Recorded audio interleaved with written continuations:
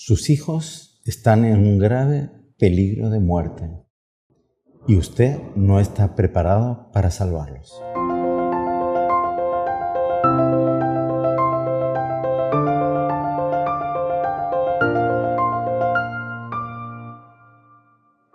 Estimados padres, tal vez se hayan asustado un poco con la manera de presentar este tema, pero es que es de suma importancia. Normalmente, todos los otros problemas que se crean alrededor de la adolescencia en los niños dependen de la solución de este problema. Es un problema que no le solemos dar toda la atención que deberíamos, tal vez por una falsa idea de pudor. Pero es necesario enfrentarlo de frente para evitarle a sus hijos grandes problemas. Ellos inevitablemente van a tener que pasar por esta prueba. Y para poderles ayudar, ustedes tienen que tener una serie de ideas muy claras para poderles explicar con una sólida fundamentación en la doctrina católica.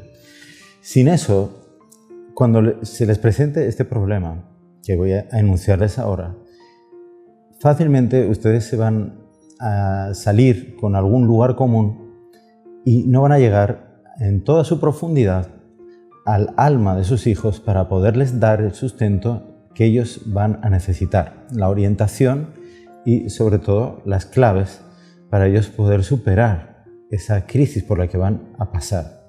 Me estoy refiriendo a la crisis de la adolescencia, al despertar del instinto sexual. Esto es un problema que todos los niños pasan y ustedes normalmente ocurre esto, ¿verdad? Es necesario, por lo tanto, que sepamos bien, primero, cuál es la verdad iluminada por la sana doctrina que nos muestra, nos regala la Iglesia en el catecismo, para después poder pasar a ver cómo enfocar el tema bien a sus hijos, que normalmente reciben una información tergiversada y iluminada por una luz mentirosa. Bien, entonces vamos aquí a entrar en el punto 2331 del Catecismo de la Iglesia Católica, en el que se trata al respecto del sexto mandamiento. El doctor Plinio, nuestro formador, ¿verdad?, el que formó a Monseñor Juan Clá, el fundador de los Heraldos, él solía decir: ¿por qué hay tantas mujeres en la Iglesia y tan pocos hombres? Y él decía: es sencillo, eliminen el sexto y el noveno mandamiento y verán cómo muchos más hombres irán a la Iglesia. Claro, en el sentido de que normalmente al hombre le cuesta mucho más, ¿verdad?, practicar la castidad que a la mujer. Pero los dos, tanto el niño como la niña, van a pasar por esta crisis y tienen que ustedes darles, tanto al niño como a la niña, los principios muy claros, porque eso les va a ayudar enormemente, enormemente. Entonces voy a entrar primero en los principios, voy a entrar en la doctrina y después pasar a los casos concretos. Porque hoy en día, esto que el doctor Plinio decía respecto de los chicos, ocurre exactamente igual con las niñas. De tal manera, la corrupción de las costumbres en el mundo de hoy se ha generalizado que normalmente, antiguamente, las mujeres eran más preservadas en materia de castidad que los hombres. Hoy en día no es así. Hoy en día es exactamente igual. Y la corrupción se da tanto a los niños como a las niñas. Si en la edad en la que se empiezan a plantear estos asuntos, ustedes les pueden dar esta doctrina, ustedes van a ver cómo ustedes tienen en su cabeza esta doctrina para poder actuar, adelantarse a que se presente el problema. Entonces, esto les va a ayudar muchísimo, les va a preparar mucho el terreno para ellos poder enfrentar las dificultades y sobre todo las tentaciones que van a llover sobre ellos. Entonces, dice así el catecismo, dice, citando al Concilio Vaticano II, dice: Dios es amor, dice, y vive en sí mismo un misterio de comunión personal de amor. Creándola a su imagen, Dios inscribe en la humanidad del hombre y de la mujer la vocación y consiguientemente la capacidad y la responsabilidad del amor y de la comunión. Es decir, el hombre y la mujer son creados a imagen y semejanza de Dios. Y inmediatamente de crearlos les dice, creced y multiplicaos. Entonces el hombre es invitado, el hombre y la mujer son invitados por Dios. Dios les da la capacidad de colaborar con Él en la creación. ¿Cómo? Trayendo al mundo nuevos hijos. Esta es una vocación universal del hombre y la mujer. No vamos a entrar ahora en todo el tema de toda esta revolución que están montando al respecto de la teoría de género y tal. No nos interesa eso. Ahora lo que nos interesa es ver que esta inclinación natural que el hombre y la mujer tienen para formar el matrimonio debe de mantenerse dentro de los parámetros que Dios quiere, para los cuales Dios dio al hombre esta capacidad. Para eso es necesario entender que sin la ayuda de la gracia es imposible. Y nuestro Señor Jesucristo vino a restaurar el plan original de Dios en el paraíso que fue estropeado por el pecado. Y vamos a estudiarlo a partir de lo que explica el catecismo, no en esta introducción que he dado, que es al sexto mandamiento, sino al noveno mandamiento. Es en el número 2514. ¿Vale? Dice aquí, es una explicación al respecto de cómo San Juan Evangelista entiende la concupiscencia. Hay tres clases de concupiscencia, que es la carne, la concupiscencia de los ojos y la soberbia de la vida. Siguiendo la tradición de los catecismos católicos, el noveno mandamiento prohíbe la concupiscencia de la carne. El 10º prohíbe la codicia del bien ajeno. Vale. En su sentido etimológico, el siguiente punto, 2515, la concupiscencia puede designar toda forma vehemente de deseo humano. Por lo tanto, la teología cristiana le ha dado el sentido particular de un movimiento del apetito sensible que contraría la obra de la razón humana. El apóstol San Pablo la identifica con la lucha de la carne, que la carne sostiene contra el espíritu. Procede de la desobediencia del primer pecado, el de Adán y Eva. Desordena las facultades morales del hombre y, sin ser una falta en sí misma, la inclina a cometer pecados. Entonces, esto es muy importante para que ustedes se conozcan a sí mismos y conozcan a sus hijos. Ellos tienen dentro esta concupiscencia, este deseo vehemente de, pasando por incluso las reglas de la razón, satisfacer un apetito sensitivo.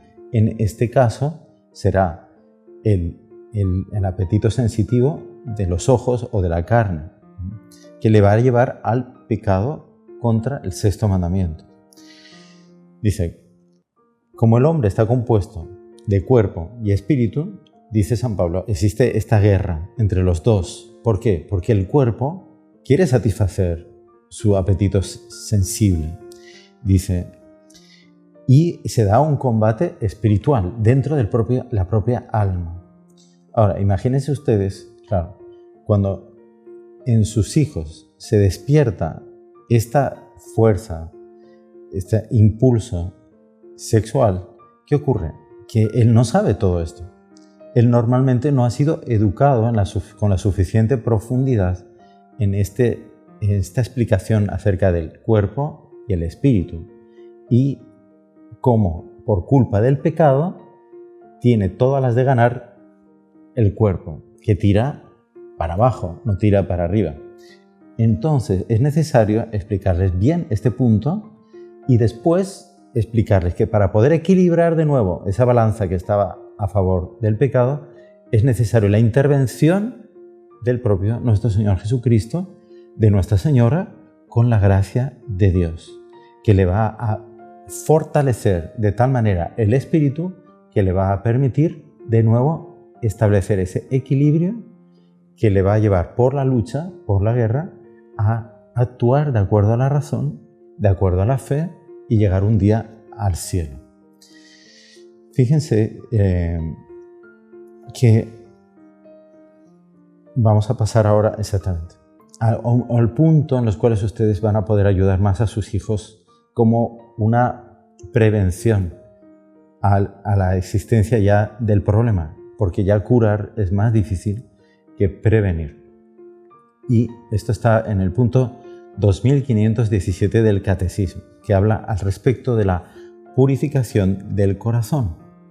El corazón es la sede de la personalidad moral, porque dice nuestro Señor Jesucristo en San Mateo capítulo 15, 19, de dentro del corazón salen las intenciones malas, asesinatos, adulterios, fornicaciones. Entonces, la lucha contra la concupiscencia de la carne pasa por la purificación del corazón. Entonces, fíjese lo que decía un cristiano, un laico cristiano, más o menos por ahí, por el año 140 de nuestra era.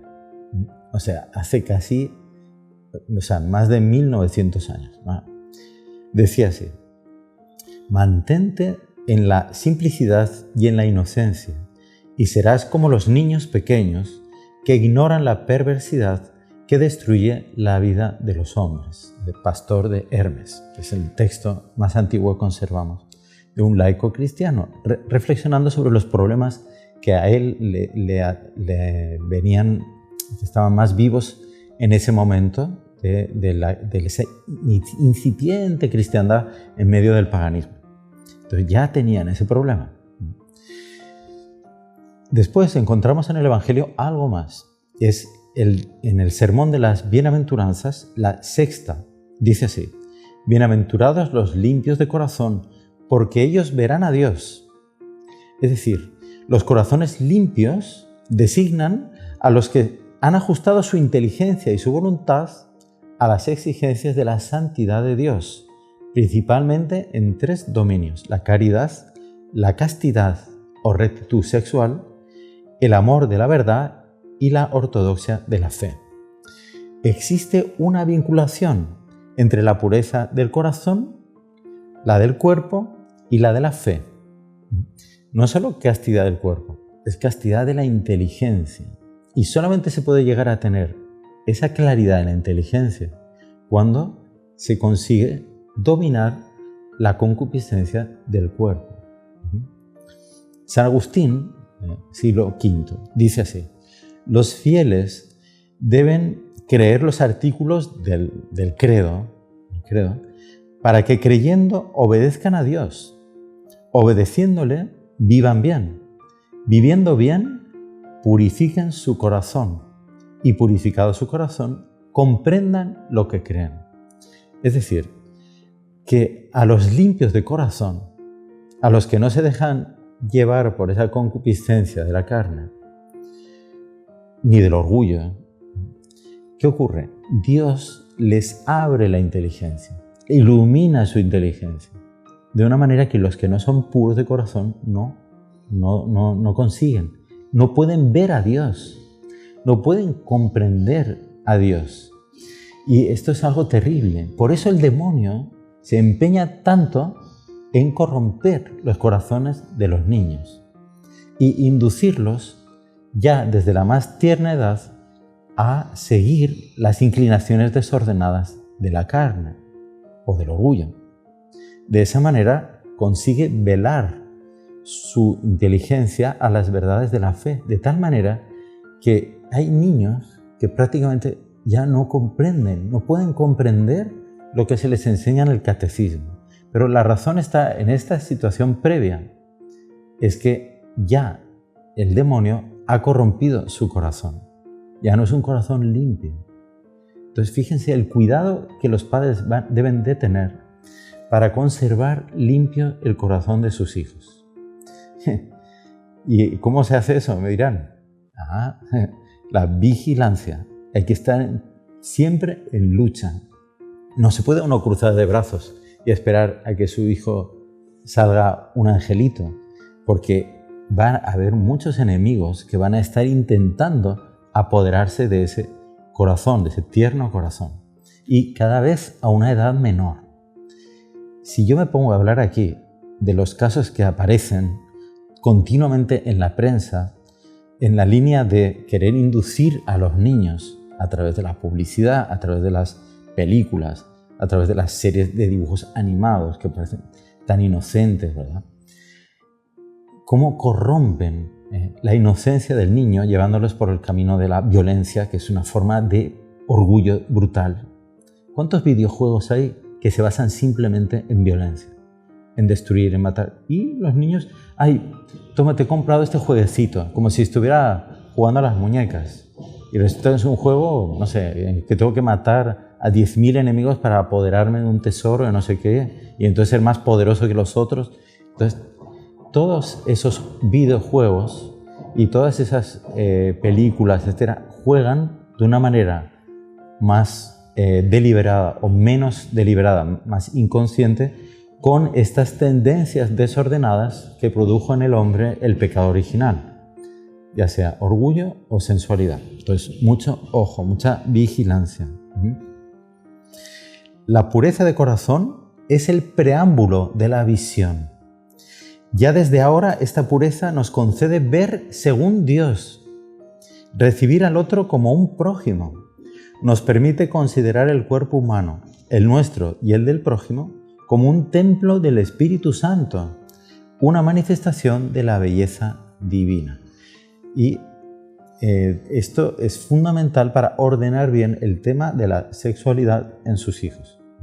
No hace falta hablar de sexualidad directamente. Ustedes tienen que preparar el terreno para que ese corazón esté limpio, esté puro. Entonces va a explicar ahora varios temas relacionados con esto. El bautismo, dice, confiere al que lo recibe la gracia de la purificación de todos los pecados. Pero el bautizado mantiene en sí las malas inclinaciones. Ya no hay culpa, pero va a tener que luchar contra esas tendencias de la carne y de los apetitos desarreglados. Con la gracia de Dios lo conseguirá. ¿Cómo? Primero, mediante la virtud y el don de la castidad. El don de la castidad que viene del Espíritu Santo. La virtud va a ser fruto del esfuerzo de Él. El don del Espíritu Santo. Pues la castidad permite amar con un corazón recto e indiviso. Segundo, mediante la pureza de intención, que consiste en buscar el fin verdadero del hombre. Con una mirada limpia, el bautizado se afana por encontrar y realizar en todo la voluntad de Dios. Entonces, la intención con la que yo hago las cosas es hacer primero la voluntad de Dios o la mía. ¿Con qué espíritu yo educo a mis hijos? Yo quiero modelarlos de acuerdo con un proyecto que yo he hecho al margen de Dios, o yo estoy pensando, ¿qué es lo que Dios quiere cómo quiere que yo forme a mi hijo? Ese problema. Mediante la pureza de la mirada exterior e interior, mediante la disciplina de los sentidos y la imaginación, la loca de la casa, pero también la vista. ¿Con qué facilidad yo me voy a mirar siempre lo que es más agradable o más gustoso? Pero yo tengo que aprender ya a disciplinar mi vista, mis sentidos en general, todos los 5 sentidos exteriores, y también la imaginación, que es esa capacidad que el hombre tiene de crear imágenes, situaciones en la mente irreales, pero que para el ser humano valen. Y es una gran herramienta de Dios, no quiere decir atrofiar la imaginación, al contrario, pero saber orientar a sus hijos a una imaginación limpia, sana. Mediante esta disciplina se consigue también mediante el rechazo de toda complacencia en los pensamientos impuros que inclinan a apartarse del camino de los pensamientos divinos. El libro de la sabiduría dice así: la vista despierta la pasión de los insensatos. El que es un insensato, un burro, se deja llevar por la vista y entonces se pierde hasta la razón. Y por último, tal vez el método más importante para preservar ese dominio es la oración. Es la oración. Y aquí volvemos a tomar a este maestro en estos temas que es San Agustín, porque dice así San Agustín en las Confesiones. Él sufrió mucho con este problema de la carne. Él fue un gran pecador y él supo encarrilarse de nuevo, pero sufrió mucho. Se trata ahora en esta escuela de padres de que ustedes eviten esos sufrimientos a ustedes y a sus hijos, porque claro, siempre que en una casa se produce una situación desordenada en esta materia, produce mucho dolor, mucho sufrimiento. Entonces es un tema que exige mucha atención, ¿vale? Dice así San Agustín, y esto es lo que nos pasa a todos, en algún momento nos ha pasado, a sus hijos les va a pasar. Creía que la continencia dependía de mis propias fuerzas, las cuales no sentía en mí. ¿Qué pasa? Este instinto de la procreación es tan fuerte que nadie tiene fuerzas para mantenerse dentro de los límites que Dios ha querido, que Dios ha establecido. Entonces, ¿qué pasaba?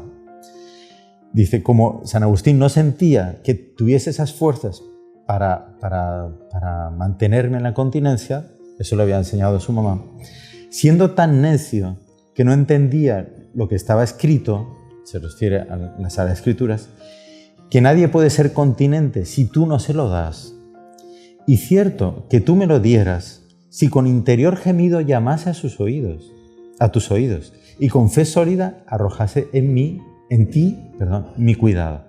Entonces, si yo hubiera entendido desde el principio que tú me dices que no tenéis fuerzas, pero pedírmelas y yo os las voy a dar, y que descansáramos en Él, ahí otra hubiese sido la vida de San Agustín, pero no hubo nadie que le pudiera en ese momento explicar a él en la profundidad que necesitaba. Bien, yo no sé si llevamos ya mucho tiempo con este tema que es bastante denso. Más o menos, ¿cuántos minutos llevaremos? Debe de ser unos 10, 15 minutos.